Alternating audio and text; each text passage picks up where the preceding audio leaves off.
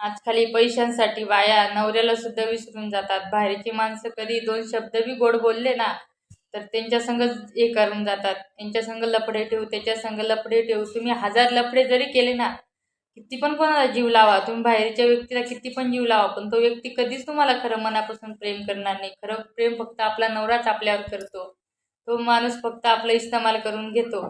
म्हणून आपल्या नवऱ्याला सोडून कधीच कोणासंग प्रेम करू नका. ठीक आहे, थोडा पैसा कमी आहे आपल्या नवऱ्याकडं, पण इज्जतनी राहतो आपण.